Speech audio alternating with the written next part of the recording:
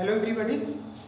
आज mass spectrometry के अंतर्गत पार्ट फर्स्ट के अंतर्गत हम मास स्पेक्ट्रोमेट्री के इंट्रोडक्शन और बेसिक प्रिंसिपल की बात करेंगे। तो सर्वप्रथम आते हैं इंट्रोडक्शन।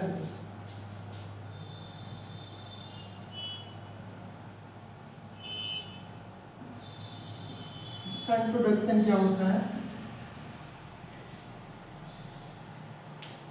जो मास स्पेक्ट्रोमेट्री होती है वो एक एनालिटिकल टेक्निक होती है।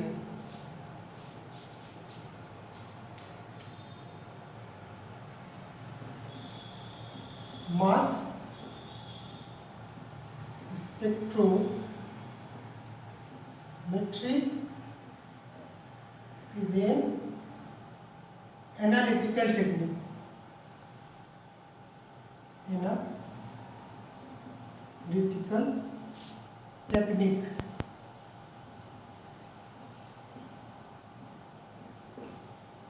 मास स्पेक्ट्रोस्कोपी स्पेक्ट्रोमेट्री एक क्या होती है? एनालिटिकल टेक्निक होती है। इट इज यूज्ड टू, इसका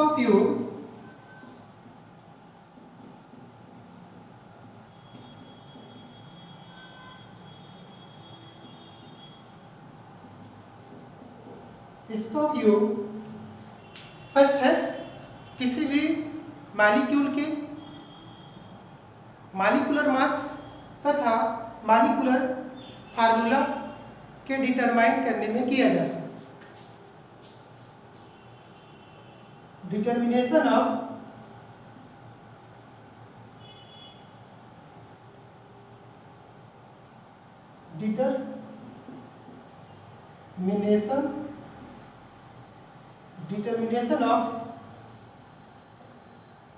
molecular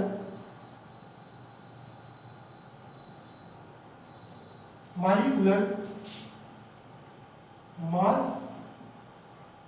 and molecular formula।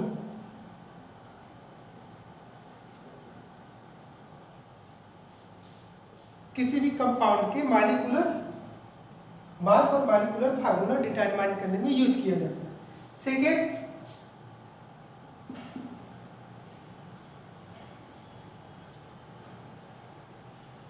Fragment site of fragmentation. Site of fragmentation अर्थात or structural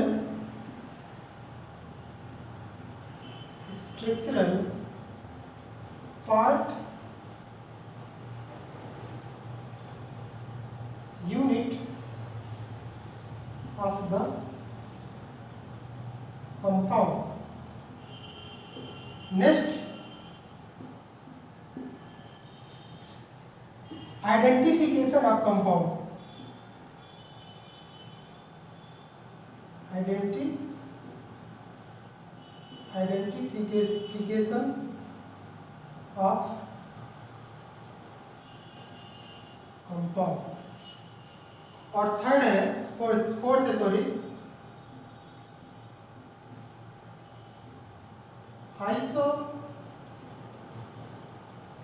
isolation of isotopes.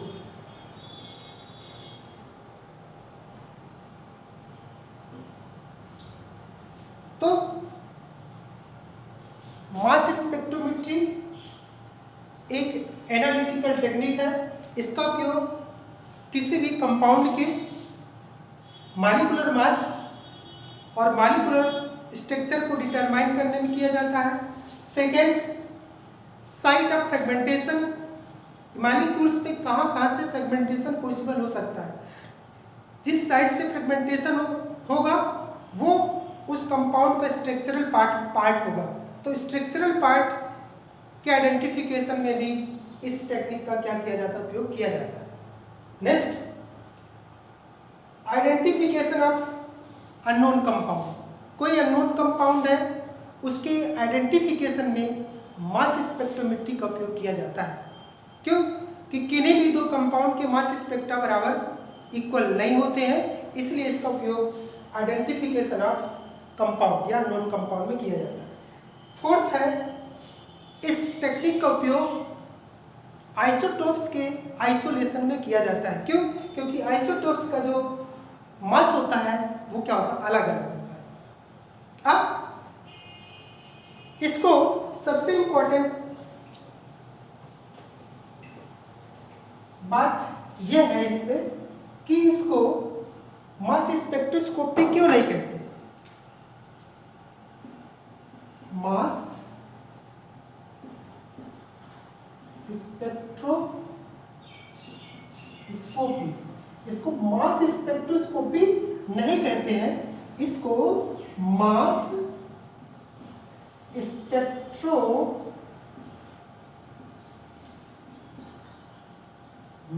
कहते हैं। क्या कहते हैं?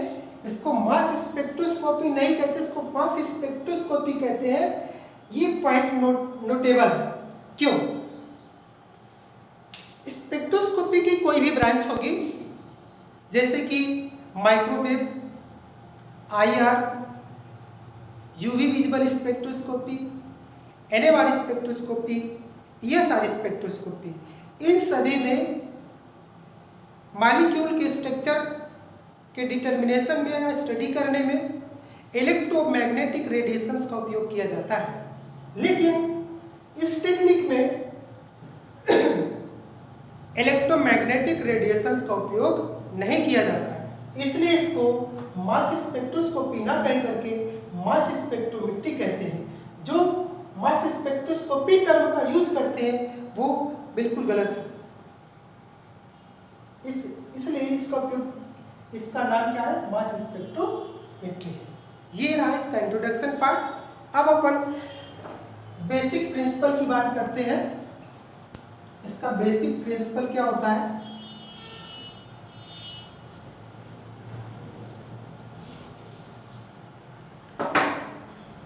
बेसिक प्रिंसिपल, बेसिक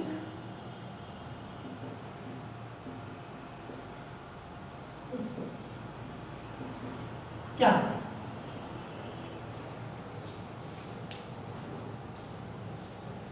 जैसा कि मैंने अभी आपको बताया इसमें कि मास स्पेक्ट्रोस्कोपी किसी भी कंपाउंड के मॉलिक्यूलर मास डिटरमाइन करने की एक मोस्ट एक्यूरेट मेथड है। इसके अंतर्गत किसी भी मॉलिक्यूल्स को हम हाई एनर्जेटिक इलेक्ट्रॉन से बम्बार्डमेंट करते हैं, जिससे मॉलिक्यूल आयोनाइज होता है और एक इलेक्ट्रॉन को रिमूव करके मॉलिक्यूलर केटायन या पॉजिटिव चार्ज स्पीशीज में क्या होता है, कन्वर्ट हो जाता है, जिसे मॉलिक्यूलर आयन या पेरेंट आयन कहते हैं। यह पेरेंट आयन फिर से डिकम्पोज हो जाता है क्योंकि इसकी एनर्जी ज़्यादा होती है, इसलिए फ्रेगमेंटेशन की प्रोसेस इसमें होती है, अर्थात डिकम्पोज होकर के पेरेंट आयन जो होता है डिकम्पोज होकर के डाटर आयन या फ्रेगमेंट आयन में कन्वर्ट हो जाता है। जैसे ये हमारा कोई मॉलिक्यूल है, इसको हमने हाई एनर्जेटिक इलेक्ट्रॉन से बम्बार्ड किया, तो ये किस पे कन्वर्ट होता है, ये पॉजिटिवली चार्ज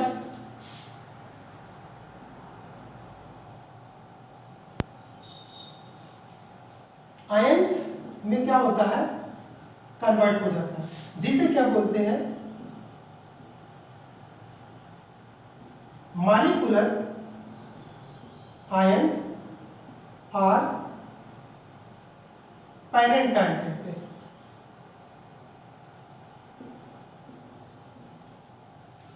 जिस पेरेंट आयन में फ्रेगमेंटेशन की प्रोसेस होती है, M जो होता है इस पे फ्रेगमेंटेशन होगा, फ्रेगमेंटेशन की प्रोसेस होती है, और ये कन्वर्ट हो जाता है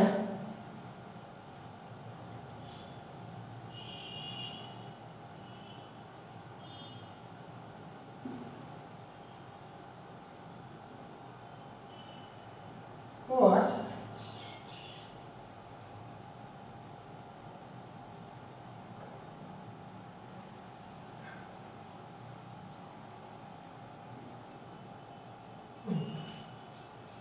ये क्या कहलाते हैं? Fragment ion.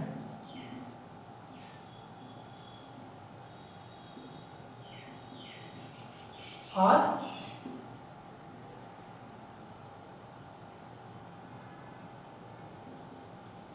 Daughter ion. ये जो प्रत्येक टाइप्स ऑफ आयंस होते हैं इनके लिए specific mass upon charge value होता है। मास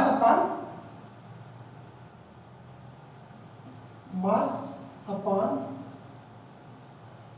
charge m upon z value होता है। m equal mass of positively charge ions और चार्ज इक्वल उसमें कितना चार्ज होता है। मोस्टली ये जो मॉलिक्यूलर आयन और फ्रेगमेंट आयन होते हैं इस पे जनरली चार्ज क्या होता है? एक होता है, 1 होता है। इसलिए किसी भी आयंस के लिए जो m अपॉन जो मास अपॉन चार्ज वैल्यू होता है वही उस आयन का मॉलिक्यूलर मास होता है। Point to be noted, most of ions के लिए जो चार्ज होता है वो कितना होता है? 1 होता है। इसलिए किसी भी आयंस के लिए जो m/z की वैल्यू होती है वही उस आयन का मॉलिक्यूलर मास होता है। अब होता क्या है, ये जो जितने भी आयंस होते हैं ये आयंस की नंबर डिफरेंट हो सकती है। ये सभी आयंस मास और चार्ज के अकॉर्डिंग क्या होते हैं? सेपरेट हो जाते हैं। मास और चार्ज के अकॉर्डिंग क्या होते हैं? सेपरेट हो जाते हैं। और क्या करते हैं? प्रत्येक मास अपॉन चार्ज के लिए एक पीक आती है, प्रत्येक एक स्पेसिफिक पीक आती है। और जिस m/z मास अपॉन चार्ज वाले आयंस की नंबर सबसे ज्यादा होती है उसकी पीक हाईएस्ट होती है। जो हाईएस्ट पीक होती है उसी को क्या बोलते हैं? बेस पीक कहते हैं। बाकी बेस पीक उसकी इंटेंसिटी को हम क्या मानते हैं? 100% मानते हैं। बाकी जो आयंस होते हैं उनको उनकी इंटेंसिटी को बेस पीक के सापेक्ष क्या करते हैं? रिप्रेजेंट करते हैं। बेस पीक के सापेक्ष क्या करते हैं? रिप्रेजेंट करते हैं। जिस आयंस का मॉलिक्यूलर मास सबसे ज्यादा होता है वो उस कंपाउंड का मॉलिक्यूलर मास होता है। जैसे यहाँ पे मैं एक एग्जांपल लेकर के मैं एक्सप्लेन करता हूँ।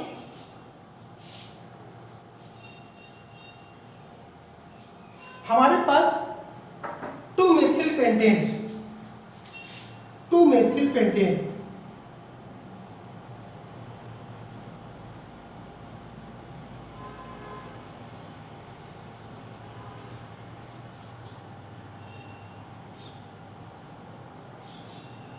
ये कंपाउंड है। इसको इस कंपाउंड को इसका नाम है 2-मेथिल पेंटेन। 1 2 3 4 5 6 कार्बन कितने स्थित है? 6 3 3 6 7 8 9 10 11 12 13 14 H14। इस पे हम क्या करते हैं? हाई एनर्जेटिक इलेक्ट्रॉन्स की बम्बार्डमेंट करते हैं। तो ये किस पे कन्वर्ट हो जाता है? हमारा ये जो मॉलिक्यूल से मॉलिक्यूलर आयन में क्या होता है? कन्वर्ट हो जाता है। ये कन्वर्ट होके बनाता है CH3 CH CH3 CH2 CH2 CH3 plus E minus. और इसको आप ये लिख सकते हैं C6H14 और प्लस इसमें जो हो गए 2 इलेक्ट्रॉन जाएंगे, एक वो जो इलेक्ट्रॉन है एक इसका इलेक्ट्रॉन जाएगा, ये प्लस 2e माइनस हो जाएगा। ये हमारा क्या बना, मॉलिक्यूलर आयन, मॉलिक्यूलर आयन और पायरेंट।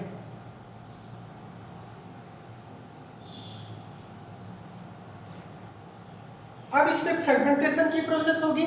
देखिए फ्रेगमेंटेशन कैसे होगा, इस पे इसको हम फिर से लिखेंगे। इसमें फ्रेगमेंटेशन की प्रोसेस चूंकि कराना है,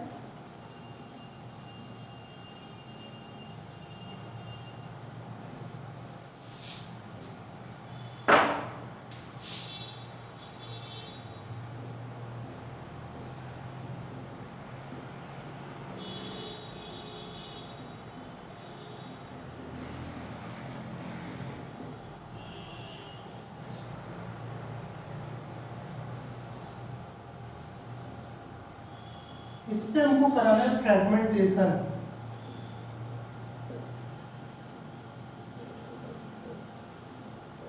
फ्रेगमेंटेशन इस पूरे का मॉलिक्यूलर मास कितना होता है, कितने अभी अपना कितना था, C6 और H 6 7 8 9 10 11 12 13 14। इसका जो टोटल, इसका जो पूरा टोटल मास होगा ये 12 इंटू 6, क्योंकि कार्बन का 12 होता है, मैं आइसोटोप की बात अभी नहीं कर रहा, प्लस 1 इंटू 14 72 और ये 14, तो कितना हो जाएगा 686। इसका जो टोटल मास है, मॉलिक्यूलर मास है इसका कितना है, टोटल मॉलिक्यूलर मास कितना 86 है, 86 है इसका पूरा टोटल अपना 86 मॉलिक्यूलर मास।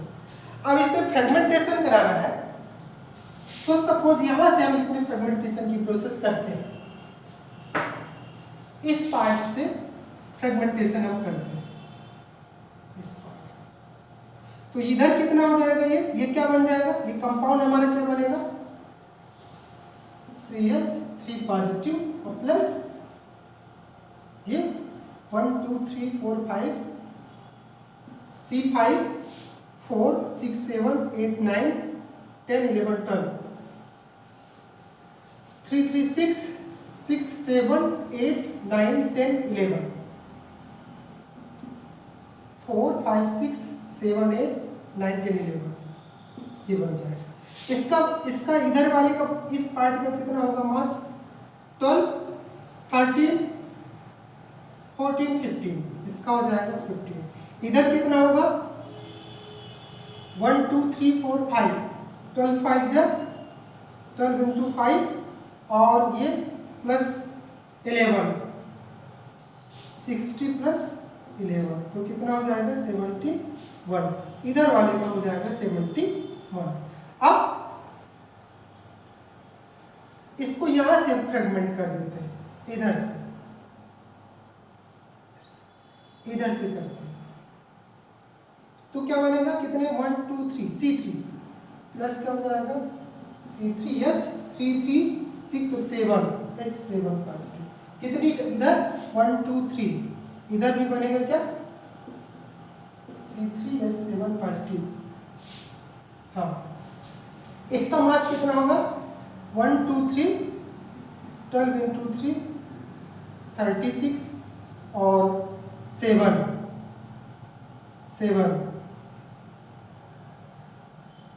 43, इधर 43, इधर भी क्या होगा 43, क्योंकि बराबर संख्या है। फिर अब मान लीजिए फ्रेगमेंटेशन यहां से हो रहा, अब ये हो गया हमारा, अब फ्रेगमेंटेशन किधर से हो रहा, इधर से हो रहा। इस चीज में जब फ्रेगमेंटेशन होगा तो ये कितने बनेगा 1 2 3 4, तो प्लस हमारा क्या बनेगा C4 और ये 3 3 6 7 8 9 3 3 6 7 8 9 पॉजिटिव, प्लस ये कितने बनेगा, ये 1 2 3 4 हुआ और 3 3 6 और ये 9 और ये C2H5 पॉजिटिव होगा। इतने फ्रेगमेंटेशन बॉन्ड बनेगा। इसमें से इसका मॉलिक्यूलर मास कितना हो जाएगा, तो 12 4 जा 12, इस पे 4 कार्बन है तो 12 4 जा 12 इंटू 4 और ये कितने हैं हमारे 3 6 7 6 9 तो 12 4 जा कितना हो जाएगा 48 और ये कितने हैं अपने पास हाइड्रोजन कितने हैं 3 9 ये हो जाएगा 57 इधर वाले को हो जाएगा 57 और इधर कितना हो जाएगा ये 12 2 जा 24 ये हो जाएगा 24 12 इंटू 2 24 और प्लस कितना हो जाएगा 5 कितना हो जाएगा ये 29 इधर वाले का होगा 29 ये मास पर और टोटल का हमारा कितना 36 था टोटल का हो जाएगा। तो एक हमारा ये हुआ तो कितने हो गए 1 2 3 4 5 6। अब इसको हम ये तो फ्रेगमेंट जब इसका फ्रेगमेंटेशन हुआ तो ये फ्रेगमेंट प्राप्त हुई तो ये तो अभी मैं 1 मॉलिक्यूल्स के लिए किया हूँ और हम चूंकि 1 मोल की बात करेंगे तो 1 मोल में कितने होते हैं 6.023 into 10 to the power 23 molecules होते हैं। अब इतने हम ना लें, सपोज दैट हम इसमें 100 मॉलिक्यूल्स लेकर के चले तो 100 में देखिए 1 मॉलिक्यूल से ये फ्रेगमेंट क्या होते हैं 2 प्राप्त होते हैं ये तो ये इनकी संख्या क्या होगी सबसे ज्यादा होगी। तो इनसे इनकी जो m/z की मास अपन चार्ज की वैल्यू आ गई और जो इसके सापेक्ष जो पीक होगी जो पीक प्राप्त होगी उसी पीक को अपन क्या मान लेंगे बेस पीक मान लेंगे। देखिए कैसे अब हमको इन आयंस की जरूरत पड़ेगी, इनको मैं यहाँ पे लिख देता हूं, इस आयन को मैं लिख देता हूं, सबके मास की भी हमको जरूरत पड़ेगी।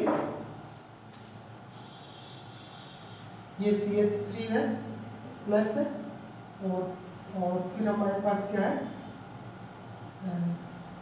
C5 H11 और ये है C3H7 प्लस ये 2 टाइम्स है और फिर है C4H9 पॉजिटिव और C2H5 पॉजिटिव। ये इतने सारे आयंस हमको क्या हो गए मिल गए। अब हमको इनका जो निकालना है मास स्पेक्ट्रम तो मैंने अभी आपको बताया था कि जिनकी संख्या सबसे ज्यादा होगी उसकी इंटेंसिटी सबसे ज्यादा होगी। तो अपन ये ऐसे स्पेक्ट्रा आता है ना, इधर मास अपॉन चार्ज वैल्यू लेते हैं m/e और इधर लिखते हैं रिलेटिव अबंडेंस, इधर रिलेटिव अबंडेंस।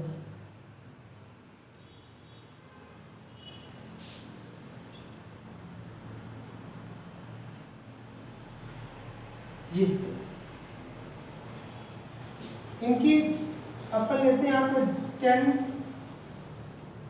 20 30 40 50 60 70 80 90 100। इधर जो होता है इधर भी ऐसा होता है 10 20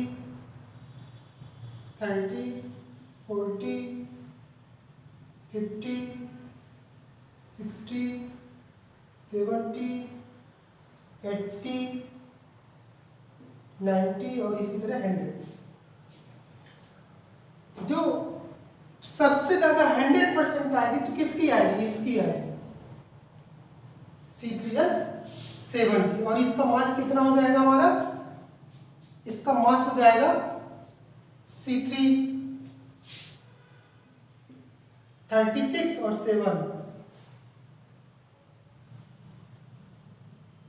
43 पे, तो ये 40 हो गया और ये 40 हो जाएगा, ये 41,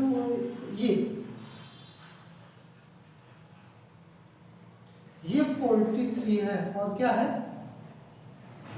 C3 H7 5।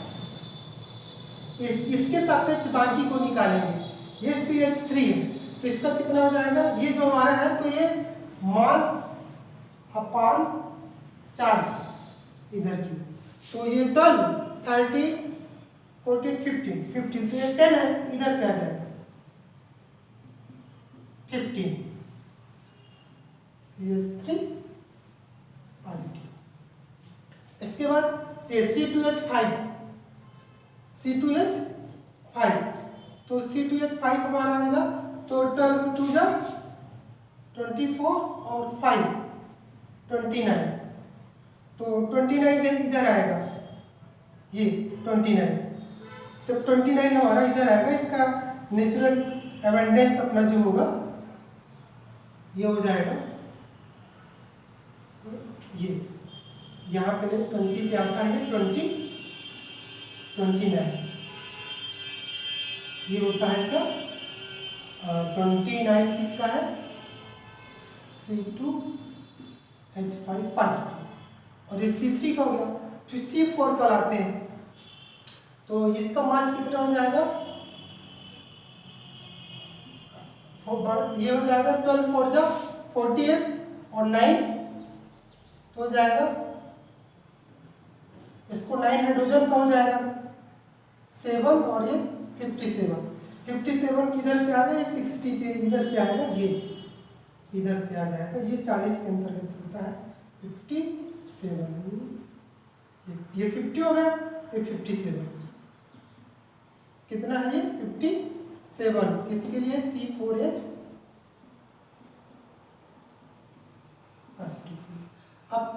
अब इसके बाद आता है C5 तो ये हो जाएगा 60 और वो हो जाएगा 11 तो हो जाएगा 71, इसको छोटा लिख देता हूँ C4H9, ये 71 आ जाएगा, यहाँ पे 71 और हो जाएगा और लास्ट में हमारा कितना है, लास्ट में सबसे जो पूरा मॉलिक्यूल्स था वो हमारा क्या था, पूरा मॉलिक्यूल्स उसको हमने लिया था ये CH3 CH CH3 CH2 CH2 और ये CH3, ठीक है।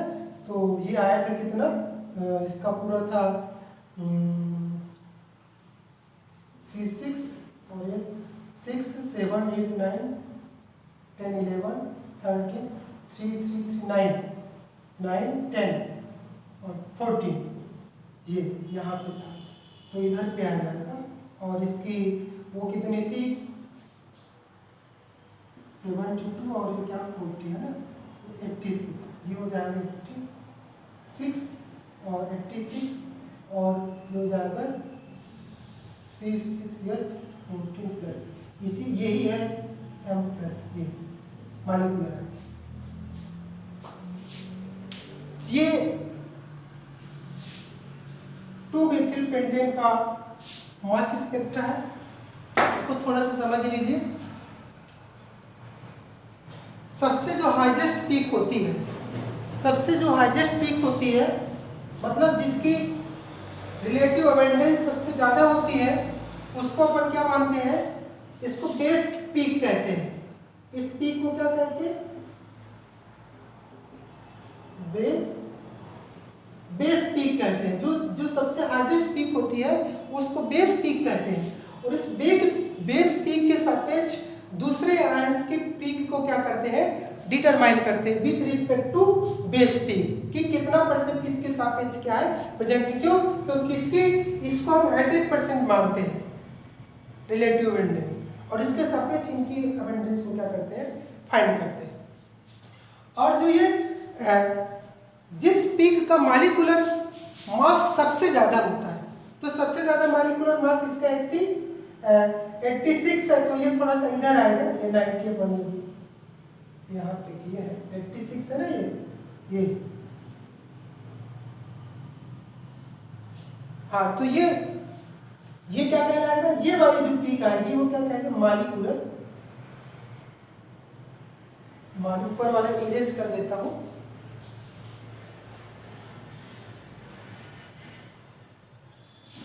ये वाली पीक हमारी क्या कहलाएगी, ये जो पीक यहाँ पे मिलेगी इसी को क्या बोलते हैं, मॉलिक्यूलर आयन पीक। इसी का जो मास अपॉन चार्ज होता है वही उस मॉलिक्यूल्स का क्या होता है, मास अपॉन चार्ज होता है। तो अपन मास स्पेक्ट्रम किसे कहेंगे, कि किसी भी मॉलिक्यूल्स के मास अपॉन चार्ज वैल्यू तथा रिलेटिव एबंडेंस के बीच जो प्लॉट होता है, जो ग्राफ होता है, उसी को क्या बोलते हैं, मास स्पेक्ट्रम कहते हैं। ये इसकी क्या है, मास स्पेक्ट्रम की डिफिनीशन है। और इसके द्वारा हम किसी भी मॉलिक्यूल्स के एक्यूरेट मास और मॉलिक्यूलर फार्मूला को ज्ञात कर सकते हैं और उसकी स्ट्रक्चरल यूनिट क्या होती है इसको फाइंड कर सकते हैं। इस पार्ट में इतना है। सेकेंड पार्ट में अपन बेसिक थ्योरी की बात करेंगे। Thank you so much for watching.